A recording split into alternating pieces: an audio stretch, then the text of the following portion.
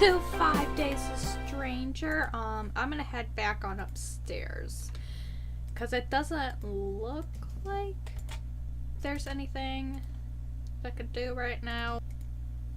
Some bleached skull, probably placed here to add a gothic ambience. This shelf is full of nothing but photo albums, a collection of old road maps and atlases, probably tragically out of date.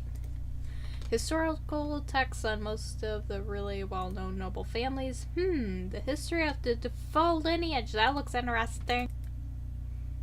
Evidently someone's been doing a little research here. The 1988 edition of the Encyclopedia Britannica with Wagner to Woodlouse missing.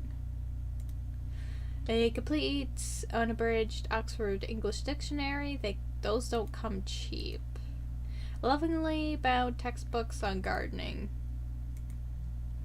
Books on the occult, no doubt interesting. Bedtime reading. Well, that's why you're having nightmares.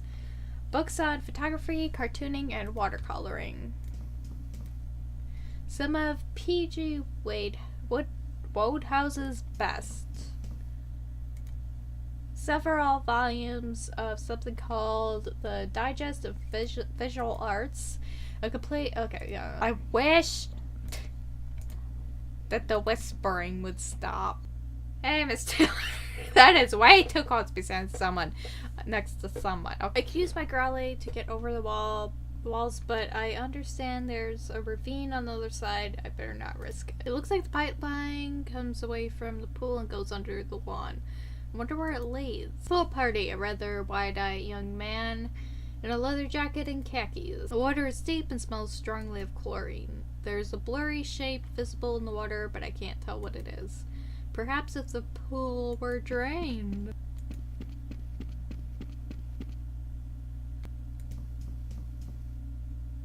I think it's about time I read up on the Defoe family. Oh, I could grab that. I didn't know I could grab that.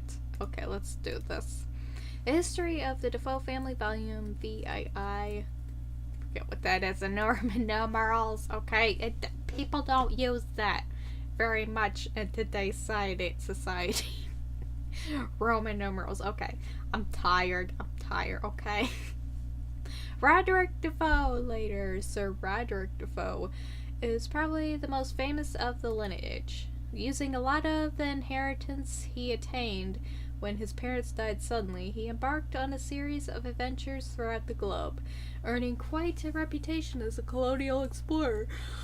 He retired from adventuring at the age of 40 when he met his future bride, Belinda Rothman, and fell instantly in love. He built a luxury manor in the English countryside, and the couple moved in as soon as work was complete. By all accounts, the couple were deliriously happy, which is what made Belinda's sudden death while giving birth to their only son, Matthew, all the more tragic. Sir Roderick was in mourning for a long time, leaving the upbringing of Matthew in the hands of numerous nannies and tutors. When he finally did start taking an interest in his son, he was known to be bitterly disappointed as his son rejected the idea of joining the army, preferring to pursue art and literature. As Matthew neared the age of 15, however, he and his father seemed to grow closer. They didn't always see eye to eye, but they seemed to understand each other and offer unconditional love. And then on Matthew's 15th birthday, he and Roderick disappeared. A servant found bloodstains in one of the rooms, but no bodies were found. The fate of Sir Roderick and his wayward son remains a mystery to this day, the first of many mysterious disappearances connected to the Defoe line and the family house. A rather dreadful portrait of a woman, early Victorian style, and I noticed a wedding band on her finger. This must be the wife of the mansion's first owner. It's a portrait of an aging man in a safari suit. The plaque reads Sir Roderick Defoe. Okay, well, I am stuck. So apparently I missed something in the library. There's these little yellow books I'm supposed to pick up.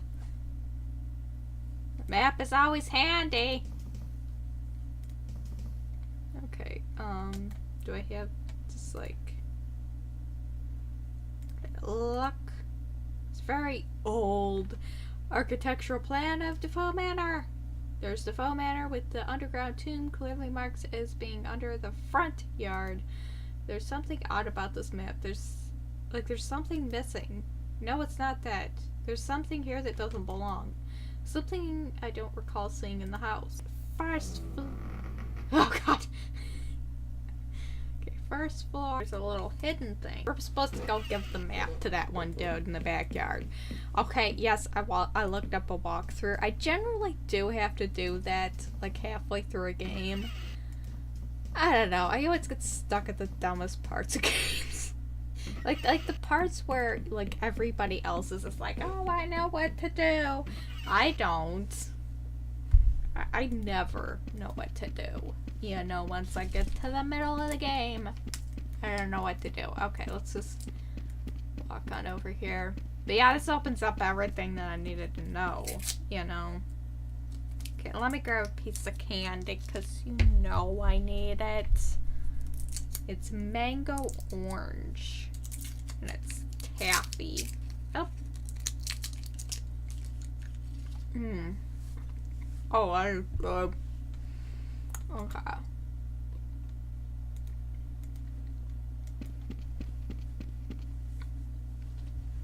Hey, Mr. Hardy, I found this old map in the library. Did you? Take a look. The tomb is quite clearly under the front yard. But this is a backyard. There's no way into the front yard. Sucks, doesn't it? Well, I guess that's my escape plan out the window. Thanks a bunch, buddy. Don't mention it. Can I borrow the metal detector? Why the hell not? Take away my hopes. Might as well take away my only worldly possession, too. Have fun with it. Thanks. Now do excuse me.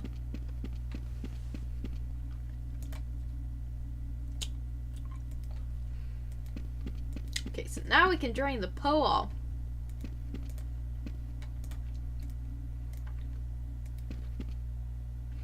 We track where this pipeline leads with the metal detector. I probably shouldn't have put taffy in my mouth, knowing how much I have to talk. The Trolland's here! And what do we have here? Philip's laborings must have covered it up. Yeah, where... Well, that didn't seem to do anything. But it probably emptied the pool.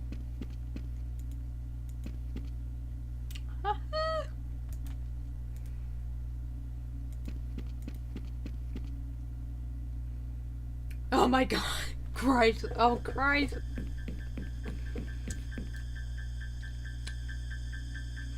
This is definitely the man I met on the landing. Presumably AJ. Looks like someone tied him to an iron hook at the bottom of the pool. But I think he was dead before then. His throat's been split open by some... Oh god, the stench. I've got to find the others.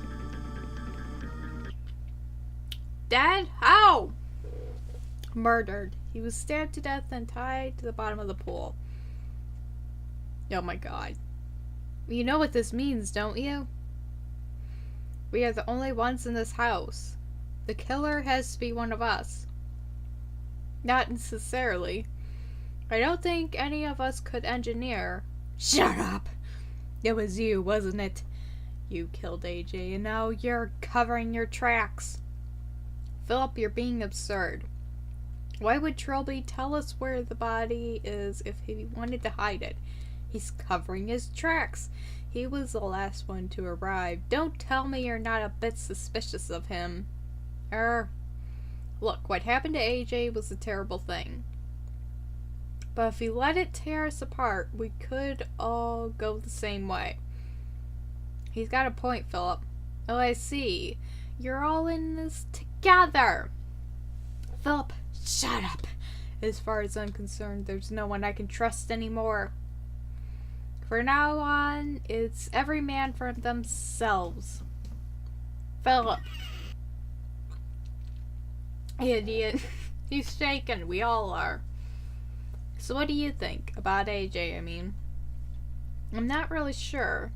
I think we're being haunted. Oh. Well, at least someone's keeping their head. Look, I'm not exactly in love with such an unscientific idea as a murderous ghost, but nothing other than the supernatural could have engineered the situation. This house has a bad history. A history I think it's time I started looking into. Well, do whatever you want. I think I'm going to look into AG's death with a slightly more sensible attitude. Where's Jim? Someone should tell him about AJ. I think he went upstairs. I'll go look for him. Father? Jim? Jim, is that you? What are you doing, Father? What? Father, no. No, don't. Father. Father. Hold on.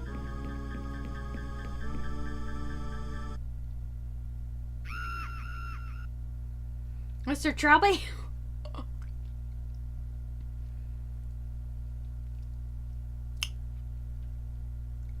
Day 3. Oh my gosh. Jim? Sorry, Mr. Trubby, you wanted me to wake you? Did I? You remember yesterday? You told me about AJ, then said you were going to look into the house. Then you asked me to wake you this morning so you could get started. Yes, I remember. Thank you, Jim. Anytime. Woo! I think I should go talk to the others. Hello, Philip. Leave me alone, cat burglar. Have you seen the others? No. All I know is that they're not here bothering me. Why don't you go join them? What are you doing? None of your business. Are those maps of the house? Yes, they're maps. I'm going to find a way out, that I'm going to get away from this madhouse once and for all. And after that, if I ever see your smug, pinstripe wearing face again, it'll be a million years too soon. Come on, Phil. None of us could possibly have killed AJ. You want to bet? You're over 6 foot. You could have done it easily. Maybe I could have, but I didn't. Prove it. You know I can't. Well then. You know your attitude could be the death of us. It's certainly going to be the death of you if you don't get out of my face. Feeling any better this morning? Oh, I'm just Peaches. Now go away. I'll catch you later. Isn't he cranky in the morning? Let's go outside. See what's going on. What's this? I just found it out here like this. And you know whose it is? Yeah, it's mine. Did you bring it here last night or something? Of course not. It was in the front yard and there's no way in the front yard. Maybe someone's trying to help us. Maybe. I'll go and find others and let them know about it. Sure.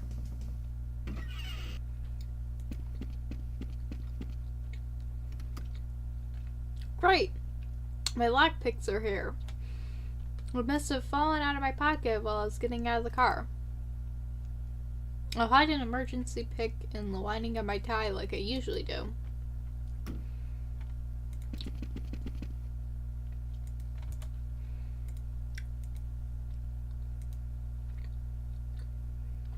There we go! Cool, I can now get into these doors. Ooh, we got pickaxe. Ooh, and a saw. Okay, so now we can get into the other doors. I think I did it, but it still won't open. There must be a deadbolt on the other side or something.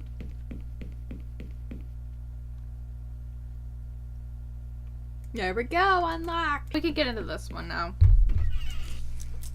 Ooh, what is that? They don't look like they were made by human fingernails. Fairly understated nightstand. This must be the room Clarence Defoe had picked for himself and his wife. Okay. Let's go searching around. I'm not sure I feel right sleeping in a dead man's bed. I wouldn't feel right either. Okay, nightstand. Empty. Empty.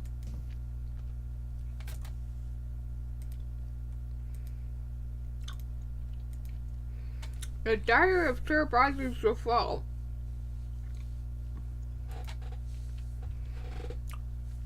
March 5th, 1805. Work on the house is going well. It should be completed by the end of July. Belinda is already excited about the forthcoming wedding and spends many hours of the day going over even the smallest details over and over again. Not since our early courtship has she been so giddy with joy. It softens my heart to see her smile. And she smiles often. I am wondering why I didn't retire sooner. August 12th, 1805. I am only now having the opportunity to write this, as it has been a most hectic day. The wedding went without a hitch, and the house was ready for us to move in as soon as the ceremony was over. Belinda insisted on consummating our marriage immediately. I am sure, dear diary, this house can expect to hear the laughter of children before 1806 is out. Ah. February 14th, 1806, a romantic day for our announcement. The physician has just left, confirming that Belinda is with child, a child we can expect to be born in June. We have already decided to name the child Matthew if a boy or Jane if a girl. June 28th, 1806. Belinda is dead. I'll never forget her face, ash gray, contorted with pain. The child is healthy. Would that it had never been came about and spared me this fresh hell. May 24th, 1820. Matthew showed me the painting of the grounds he had created. I worry about the boy. Why can't he have healthier interests like soldiering? The painting was fair, I suppose, but I would rather my child be less of a weakling. June 28th, 1821. It is the anniversary of the night I unleashed a horror which I tonight shall remove from this world. May God forgive me. That's the last entry. That is so creepy.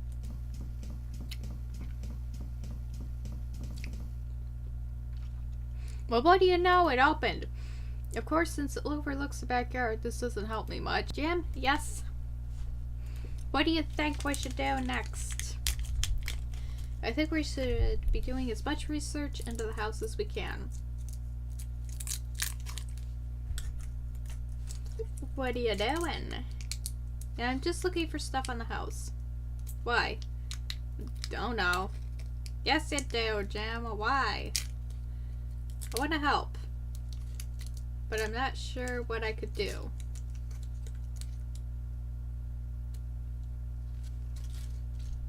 Do you want to tag along with me? Sure! I promise not to get in the way. Have you seen Philip and Simone? Mr. Hardy's in the dining room shouting at everyone who comes in.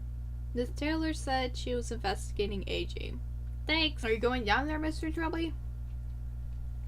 Oh no, I'd rather sit this one out. We'll do some research in the library. Oh, whatever you want.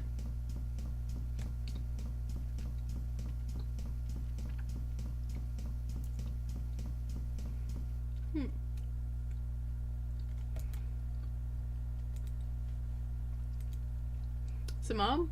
Oh, Trilby, how's Ghost Hunt going? Do you know where the others are? Sorry, Trilby, I haven't seen either of them since yesterday.